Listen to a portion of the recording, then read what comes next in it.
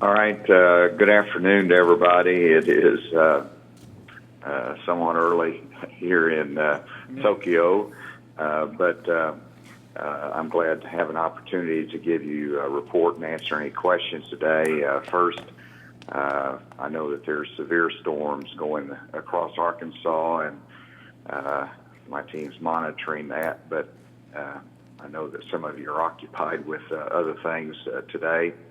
I did want to first give you a report on some of our activities here in Japan. Yesterday was our first full day here. We visited with face-to-face meetings with the executives of two companies that already do business in Arkansas. Tokusen in Conway and Hino Motors out of Marion. In each instance, I was able to personally here in Tokyo thank them for their investment in Arkansas, for their employment, and assure them of continued partnership in the state. I'm delighted that Hino this year will be adding 200 employees in the Marion area, and that has previously been committed, but it was an opportunity to make sure that project is still on target and that additional investment continues as planned.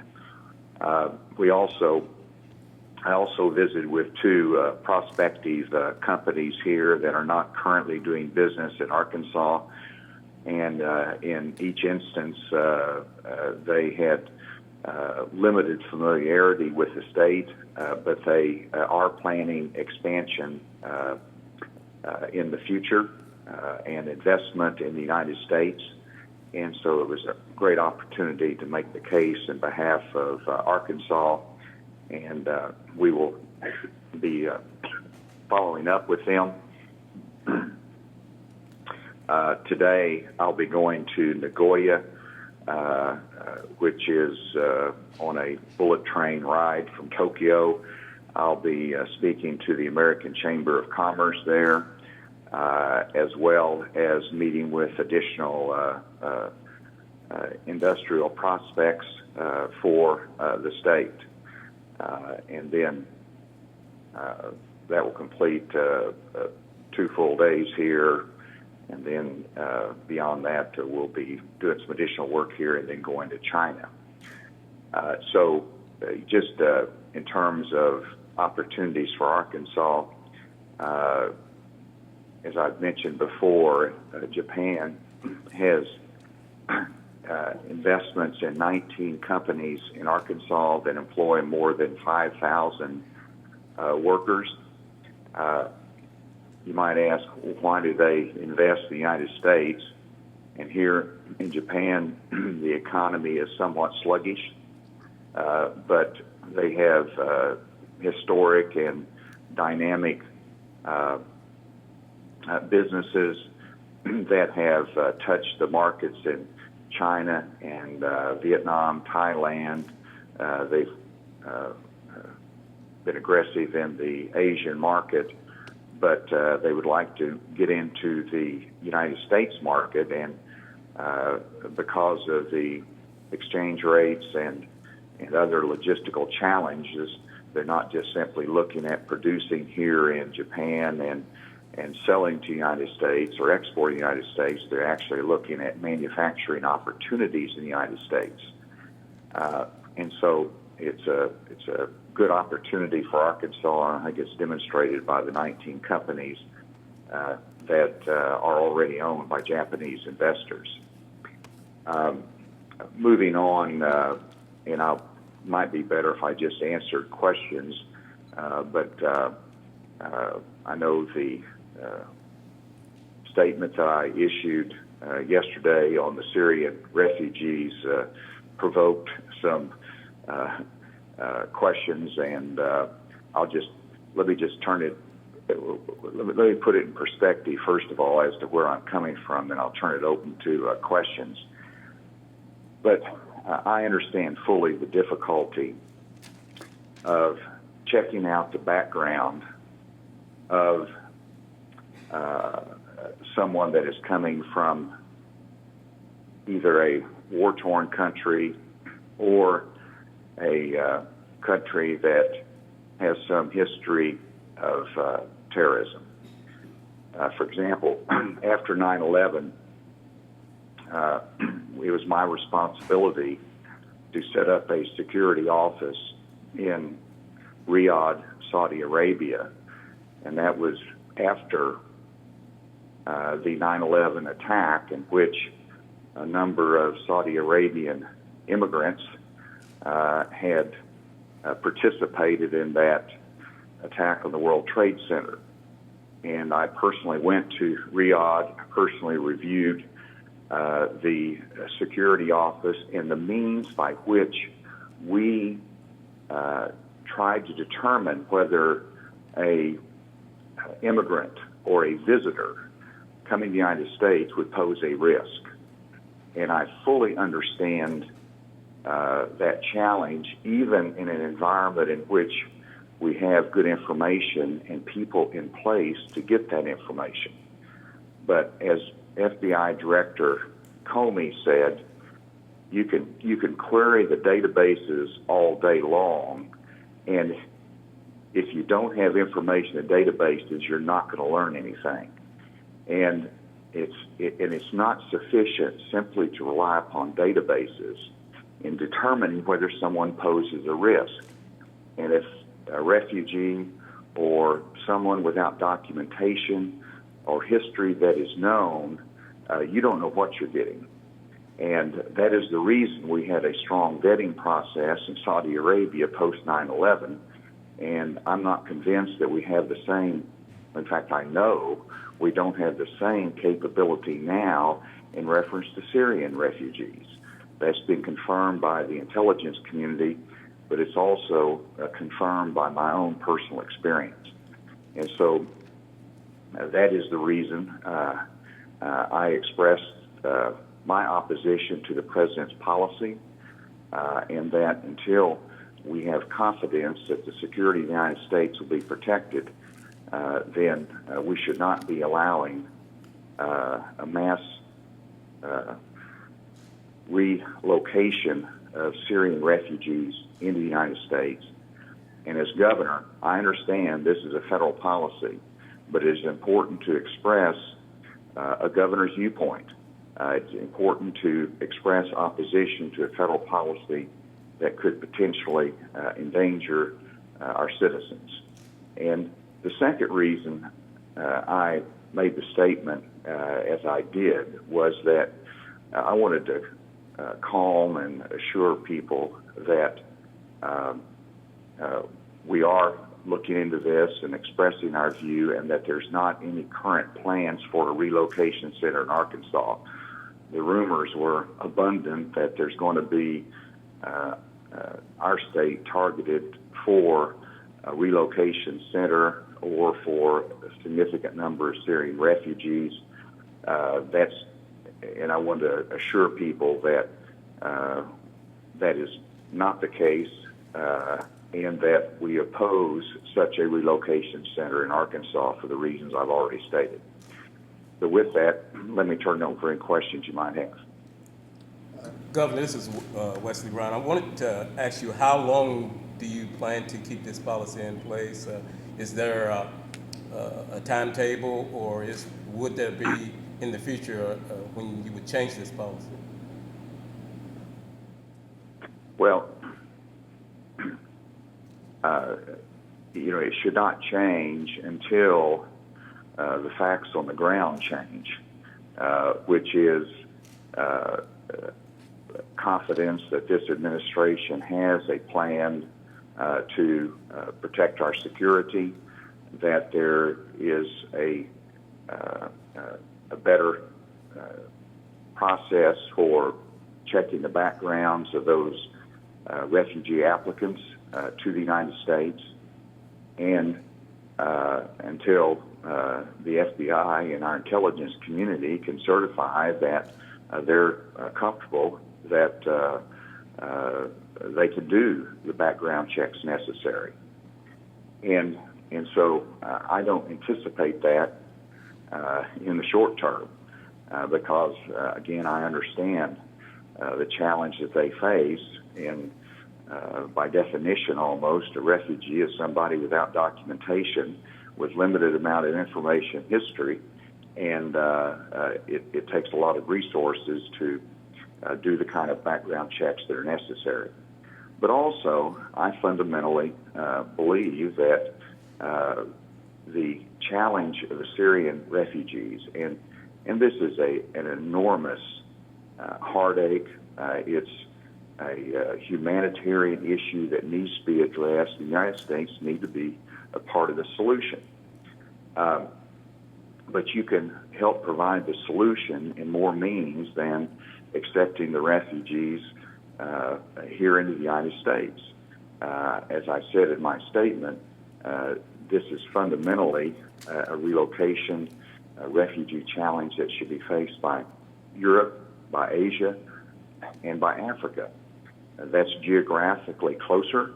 It makes more sense from a historic standpoint, and I use it in comparison that the United States have always had a history of accepting refugees and doing our humanitarian responsibilities. We've been more generous than any nation.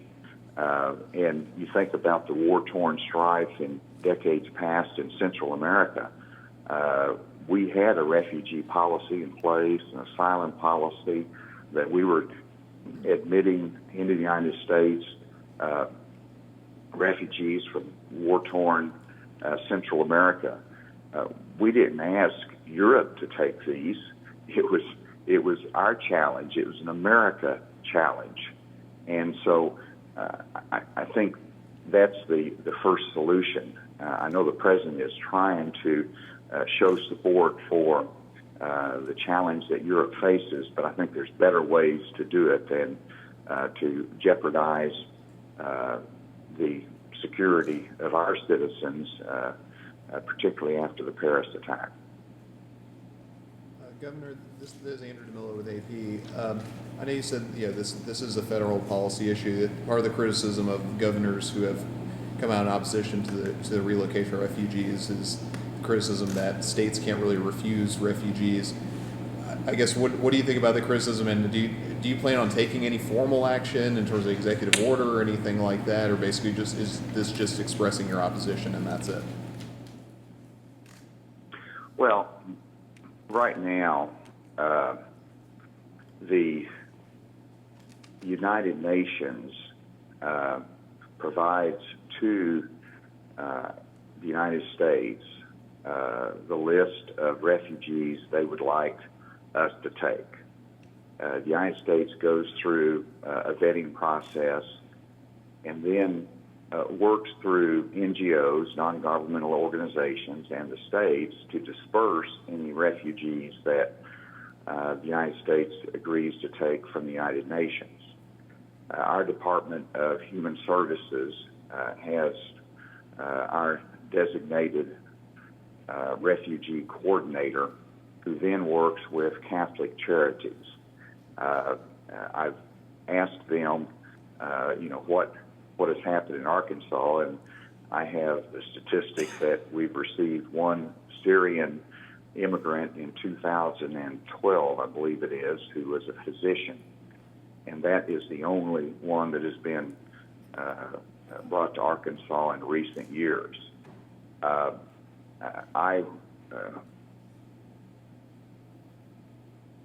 am expressing the opposition to the policy, and as governor, it is important, particularly if they look at relocation centers or specific geographic locations in Arkansas to move a significant number of refugees. I think the power of the governor is significant in expressing opposition to that. I have expressed it. I will continue to do so, both as governor, but also through my agencies. I'll also ask our Department of Human Services to resist the efforts of the federal government in utilizing our resources in the state for refugee relocation. Governor Drew Petromel here from Channel 4. Some Republicans have suggested making an exception for Christian Syrian refugees. I wonder what you make of that. No, I don't think there should be a religious test. I don't think there should be a distinction between religious denominations or beliefs. If there is someone fleeing with their family from a war-torn country seeking refuge, you don't make distinctions based upon that basis.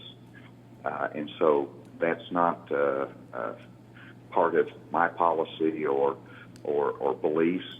I recognize that in the United States and worldwide, there's Muslims that hate what happened in the terrorist attack in Paris and other instances across the globe, and we need to have good relations with those moderate Muslims and respect their contributions, even here in America.